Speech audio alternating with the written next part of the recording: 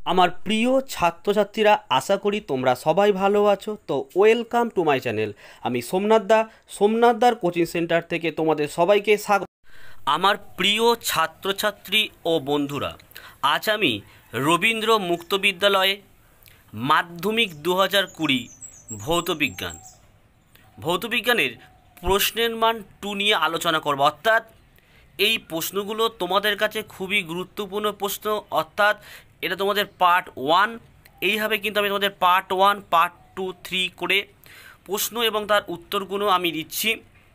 তোমরা 2 নম্বরের এই প্রশ্নগুলো অবশ্যই পড়ে যাও। তোমাদের মাধ্যমিকে এই প্রশ্নগুলি কিন্তু অবশ্যই তোমরা কমন পাবে। তো তোমরা ভিডিওটি পুরোটা দেখো।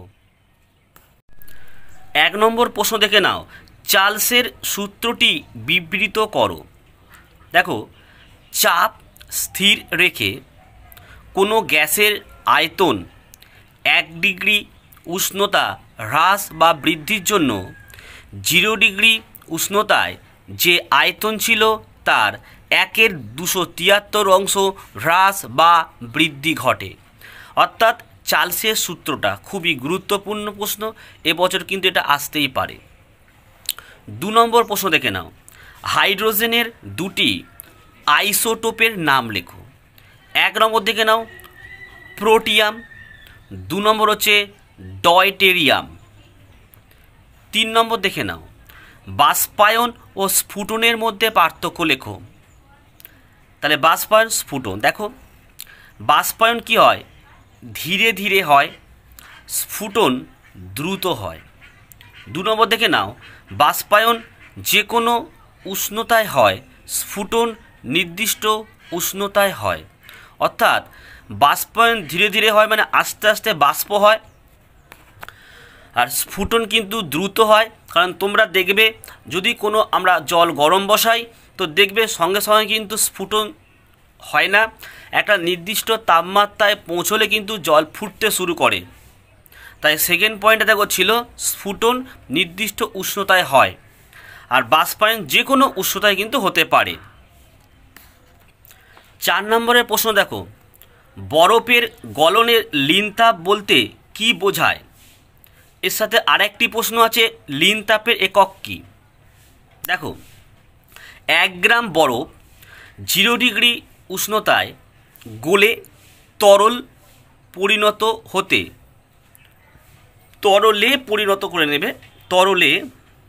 পরিণত হতে যে পরিমাণ তাপ লাগে সেই পরিমাণ তাপকে বরফ গলনের লিনতাপ বলে, আর লিনতাপের একক হলো ক্যালোরি। 5 নম্বরের প্রশ্ন দেখো, সদ্বিম্ব ও অসদ্বিম্বের ভিতর 2টি পার্থক্য লেখো। এদিকে তোমরা সদ্বিম্ব লিখবে, এদিকে অসদ্বিম্ব। দেখে নাও কি বলছে। 1, সদ্বিম্ব চোখে দেখা যায় এবং পর্দায় ফেলা যায়। অসদ্বিম্ব চোখে দেখা যায় কিন্তু পর্দায় ফেলা যায় না। 2 নম্বর দেখো, সদ্বিম্ব বস্তুর সাপেক্ষে অবশিষ্ট বা উল্টো হয়, আর এখানে 2 নম্বর দেখে নাও অসদ্বিম্ব বস্তুর সাপেক্ষে সমশীর্ষ বা সোজা হয়। সমতল দর্পণে গঠিত অসদ্বিম্বের পার্শ্বীয় পরিবর্তন হয়। 6 নম্বর প্রশ্ন দেখে নাও, আলোকবর্ষ কি? 1 আলোকবর্ষ সমান কত কিলোমিটার? দেখো, আলো বায়ুতে 1 সেকেন্ডে প্রায় 3 লক্ষ কিমি যায়। এই হিসাবে আলোক 1 বছরে যে দূরত্ব অতিক্রম করে তাকে 1 আলোকবর্ষ বলে।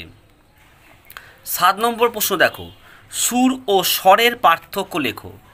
1 নম্বর দেখো, একটি মাত্র কম্পাঙ্ক বিশিষ্ট শব্দকে সুর বলে, আর 1 নম্বর দেখো বিভিন্ন কম্পাঙ্কের মিলিত শব্দকে স্বর বলে। 2 নম্বর দেখো, সুর শলাকা হতে উৎপন্ন শব্দ হলো সুর, আর বাদ্যযন্ত্র হতে উৎপন্ন শব্দ হলো স্বর। 8 নম্বরের প্রশ্ন দেখো, অর্থাৎ দেখো আজকে যে 20টা আমি প্রশ্ন দিলাম, প্রত্যেকটা প্রশ্নই কিন্তু পরীক্ষা আসার মতো প্রশ্ন, সব কটাই কিন্তু গুরুত্বপূর্ণ প্রশ্ন। তোমাদের সব কটা প্রশ্নই পড়তে হবে, এবং আমি এইভাবে তোমাদের কিন্তু পার্ট 1, পার্ট 2, পার্ট 3 করে পর পর প্রশ্নগুলো দিয়ে যাব। তো তোমরা নেক্সট দেখো 8 নম্বরের প্রশ্ন কি বলেছে। বিদ্যুৎ ঝলক দেখার 4 সেকেন্ড পরে এক ব্যক্তি মেঘের গর্জন শুনতে পেল। ওই সময়ে শব্দের 340 মিটার পার সেকেন্ড হলে মেঘের দূরত্ব কত? কি বলেছে? উত্তর দেখেন, বলছে ওই ব্যক্তি ঝলক দেখার 4 সেকেন্ড পর মেঘের গর্জন শুনতে পেয়েছেন, অর্থাৎ মেঘের গর্জনের শব্দ আসতে 4 সেকেন্ড সময় লেগেছে। ওই সময় শব্দের বেগ 340 মিটার প্রতি সেকেন্ডে মেঘের দূরত্ব কত হবে? 340কে 4 দিয়ে কী করতে হবে? গুণ করতে হবে। গুণ করে কত দেখো? 1360, অর্থাৎ 1360 মিটার বা 1.36 কিলোমিটার। এটাকে কি করে হলো দেখে নাও একবার। 1360কে কি করেছে? গুণ করা, ভাগ করা হচ্ছে 100 দিয়ে, তাই তোমার 2 ঘর পরে কিন্তু 1000 দিয়ে গুণ করতে হবে, 1, 2, 3, তাই পয়েন্টটা কিন্তু এখানে বসেছে, অর্থাৎ 1.36 কিলোমিটার কিন্তু এই অঙ্কটা হয়েছে। তোমাদের পরীক্ষার সময় কিন্তু এই 4 সেকেন্ডের জায়গায় 5 সেকেন্ডও দিতে পারে, 340 মিটারের জায়গায় কিন্তু 350 মিটারও দিতে পারে। তোমাদের এটা কিন্তু বুঝে নিতে হবে। এই টাইপের ছোটোখাটো অঙ্ক কিন্তু অবশ্যই পরীক্ষায় দেবে, শুধু চেঞ্জ করবে এগুলোকে, তা অঙ্কটা কিন্তু একই টাইপের হবে। 9 নম্বর প্রশ্ন দেখো, বলছে শব্দের তীক্ষ্ণতা ও কম্পাঙ্কের মধ্যে সম্পর্ক কি? দেখো, সুরযুক্ত শব্দের তীক্ষ্ণতা প্রধানত কম্পাঙ্কের ওপর নির্ভর করে। কম্পাঙ্ক বাড়লে তীক্ষ্ণতা বাড়ে এবং কম্পাঙ্ক কমলে তীক্ষ্ণতা কমে। সুতরাং কম্পাঙ্ক হলো কারণ এবং তীক্ষ্ণতা হলো তার ফল। শব্দের তীক্ষ্ণতাকে কম্পাঙ্ক দিয়ে প্রকাশ করা হলেও উষ্ণতা ও কম্পাঙ্ক এক জিনিস নয়। 10 নম্বর অঙ্ক দেখে নাও। শব্দের দূষণ কি? এর ফলে আমাদের শরীরে কি কি উপসর্গ দেখা যায়? দেখো, পরিবেশে নির্দিষ্ট কম্পাঙ্কের বেশি কম্পাঙ্ক বিশিষ্ট অবাঞ্ছিত শব্দ, যা আমাদের শারীরিক ও মানসিকভাবে ক্ষতিকারক, সেই শব্দকে শব্দ দূষণ বলে। এই শব্দ দূষণের ফলে আমাদের শরীরে বধিরতা, খিটখিটে মেজাজ, স্নায়ুবিক দুর্বলতা, উচ্চ রক্তচাপ ইত্যাদি উপসর্গ দেখা দেয়। 11 নম্বর প্রশ্ন দেখো, সরল ভোল্টীয় কোষের দুটি, এখানে হবে তোমাদের একটু ভুল হয়েছে, ত্রুটি কি? তা দেখো, 1 নম্বর হচ্ছে স্থানীয় ক্রিয়া, 2 হচ্ছে ছদন। তা এটাকে ডিটেলস তোমাদের বলতে হবে যে স্থানীয় ক্রিয়াটা কি। সাধারণ জিঙ্কের পাতের অশুদ্ধি ধাতু ও জিঙ্ক লঘু সালফিউরিক অ্যাসিডের উপস্থিতিতে ছোট ছোট স্নায়ুকোষ সৃষ্টি করে। মূল কোষ হতে তড়িৎ প্রবাহ চালনা না করলেও এই স্থানীয় কোষগুলি ক্রিয়ার ফলে জিঙ্ক পাতটি ক্রমশ ক্ষয়প্রাপ্ত হয়, একেই স্থানীয় ক্রিয়া বলে। তবে দেখে নাও 2 নম্বরের ছদনটা কি। ধনাত্মক আধান বহনকারী আয়নগুলির মধ্যে কিছু সংখ্যক আয়ন তামার পাতের গায়ে জমা হতে থাকে। কিছুক্ষণ পরে এই অপরিবাহী প্রলেপের, এটা কিন্তু পয়রা ফেলা লয় একার পয় একার র, প্রলেপের ফলে ধনাত্মক আধান আর তামার পাতে পৌঁছবে না এবং তড়িৎ কোষের ক্রিয়া বদ্ধ হয়ে যাবে, একেই বলে ছদন।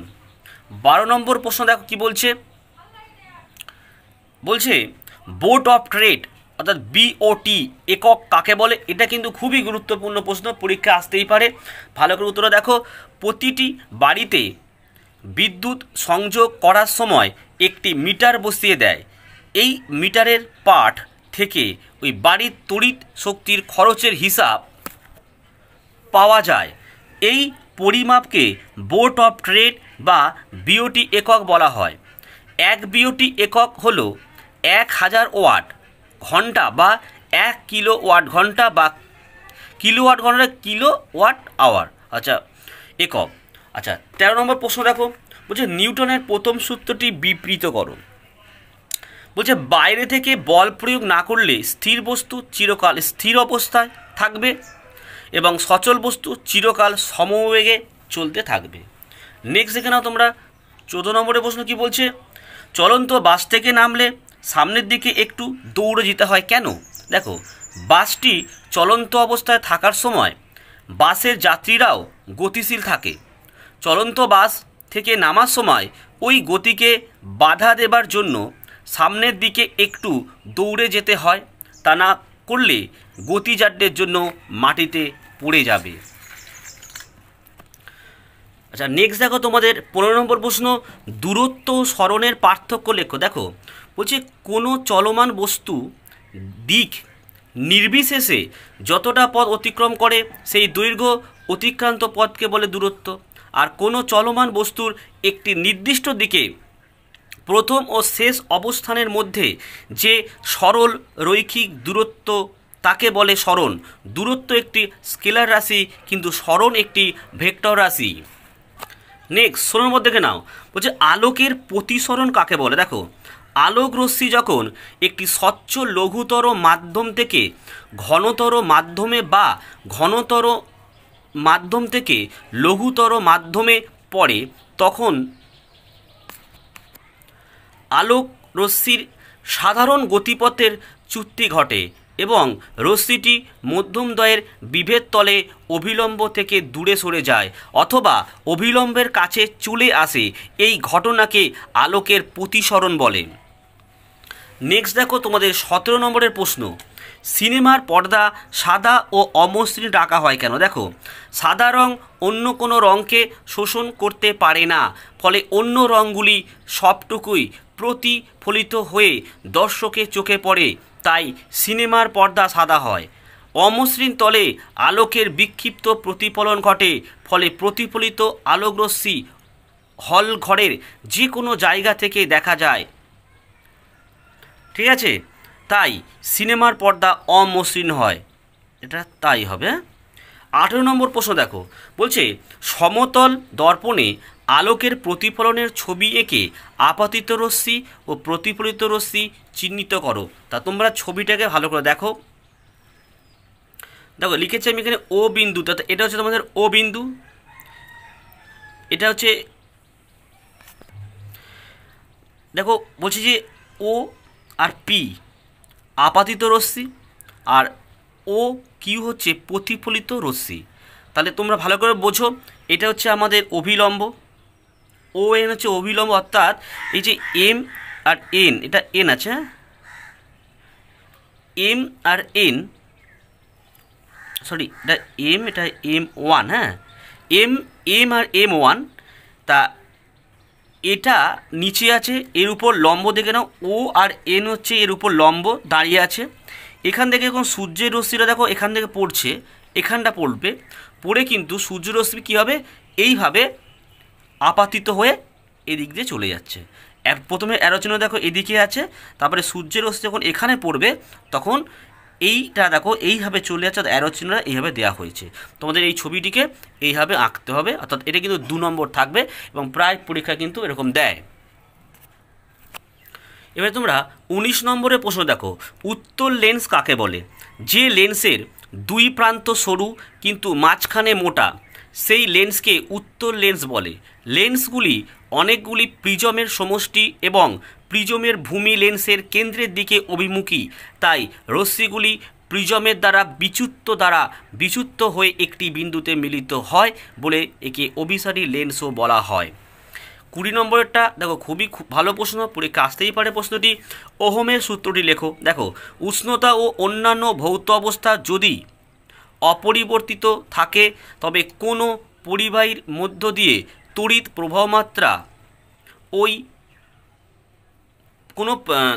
প্রবাহমাত্রা পরিবাহীর প্রান্তদ্বয়ের মধ্যে বিভব পার্থক্যের সমানুপাতিক হবে। হয়েছে, এটা ওহমের সূত্রের চিহ্নটা। এখানে দেখো এ বি পরিবাহীর, অর্থাৎ এখানে হচ্ছে তোমার এ, এটা B, A B, A O B পরিবাহীর এ ও বি প্রান্তের বিভব হচ্ছে VA আর BA এবং প্রবাহ মাত্রা C হলে ওহমের সূত্র অনুসারে CB এই চিহ্নটাকে বলা ইনফিনিটি চিহ্ন সমান সমান A মাইনাস VB বা C ইনফিনিটি V ব্র্যাকেটের মধ্যে এটা লিখতে পারো VA minus BA equal to, অর্থাৎ এটাকে আমরা ভিটাকে ধরে নিয়েছিলাম। তাহলে এই সূত্রটি তোমরা অবশ্যই ভালো করে পড়বে আর তোমরা এই 20টি প্রশ্ন অবশ্যই তৈরি করো। আমি কিন্তু এইভাবে এখন কন্টিনিউ চলবে, তোমাদের পার্ট 1 পার্ট 2 3 করে দিয়ে যাব আর তোমরা প্রত্যেকেই এইগুলোকে তৈরি করে ফেলো। তা আজ ভিডিওটি এই পর্যন্ত। তো বন্ধুরা, আমার এই ভিডিওটি যদি তোমাদের ভালো লাগে, তোমাদের যদি উপকারে লাগে তো একটি লাইক অবশ্যই দিও। আর যারা নতুন বন্ধু তারা চ্যানেলটি কিন্তু অবশ্যই সাবস্ক্রাইব করে দাও, কারণ সাবস্ক্রাইব করলে কী হবে, তার পাশে থাকা একটা বেল আইকন পাবে, সেই বেল আইকনটাকে অবশ্যই তোমরা প্রেস করে রেখো এবং বেল আইকনটাকে প্রেস করার পর দেখো একটি অল নোটিফিকেশন অন বলে আরেকটি অর্ডার আসবে, যেটাকে তোমরা অবশ্যই অন করে রাখো। কারণ অল নোটিফিকেশন অনটা করে রাখলে কি হবে, আমি যখনই কোনো নতুন ভিডিও আপলোড করব সবার প্রথমে কিন্তু আমার এই ভিডিওটি তোমার মোবাইলে কিন্তু পৌঁছে যাবে, তাই তোমার অনেকটা সুবিধা হলো। আর বন্ধুরা, তোমরা প্রত্যেকে ভালো থেকো, সুস্থ থেকো এবং অবশ্যই পড়াশোনা করো। আর এই ভিডিওটি দেখার জন্য তোমাদেরকে অসংখ্য ধন্যবাদ।